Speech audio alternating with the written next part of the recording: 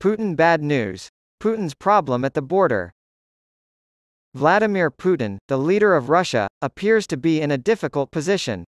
In addition to a long-awaited major counteroffensive, which Kyiv hopes will liberate significant occupied Ukrainian territory, Moscow's forces are facing a relatively small cross-border incursion in which Kyiv-aligned Russian fighters occupy settlements on Russian territory. The first is a public shaming for Putin and the Russian military, suggesting that citizens in border regions are not safe. The second poses a strategic threat, and its success would put a dent in Putin's plans to absorb large portions of southern and eastern Ukraine. Crisis Group senior Russia analyst Oleg Ignatov told Newsweek that Moscow appears to be trapped between the two issues. It seems that they don't have a choice right now, Ignatov said of Russian policymakers. They know the Ukrainians are attempting to divert attention and resources away from them. They hope this will provoke Russia to take action. They are requesting that Russian border guards be redeployed from Ukraine. Since doing so would weaken their positions in southern Ukraine and the Donbass, they can't redeploy many forces there. The Russians did a lot of fortifying there, but as the saying goes, fortifications and preparations are useless without soldiers. Border tensions. The recent weeks have seen cross-border raids by Freedom of Russian Legion and Russian Volunteer Corps units, fighting alongside Ukrainian troops against Moscow's invasion, meet with surprising success, surprising both foreign observers and ultranationalist Russian bloggers. As of this past Monday, thousands of people living in the western Russian region of Belgorod were forced to leave their homes due to ongoing fighting and Russian shelling of occupied settlements. They claimed to have captured Russian soldiers and were willing to discuss a prisoner exchange with pro-Ukrainian forces.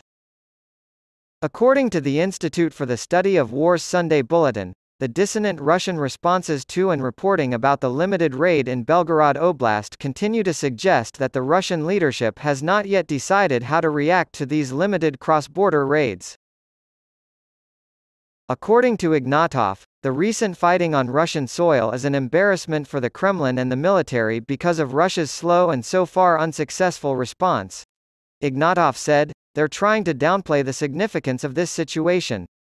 Nothing unusual is happening, they say, and judging by their actions, I don't think they believe the Ukrainian army will invade the Belgorod or Kursk regions."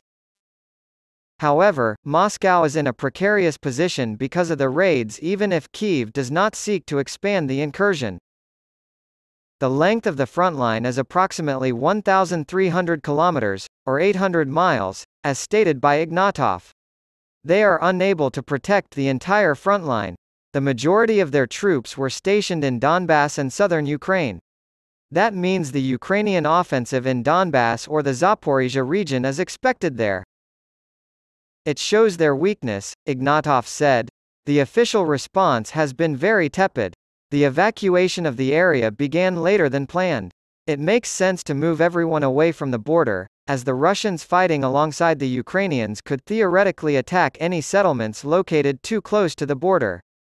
The general populace is in grave danger. Conflict at home. These incursions have angered ultranationalist, pro-war bloggers and media figures who have been calling for the Kremlin to step up its war against Ukraine for some time. The regular Russian military is already weakened by ongoing drone strikes and sabotage actions deep inside Russia, and the border fighting only makes things worse. Belgorod Oblast's limited raids and border shelling are drawing more attention as a focal point for criticism of Russia's military leadership, the ISW noted.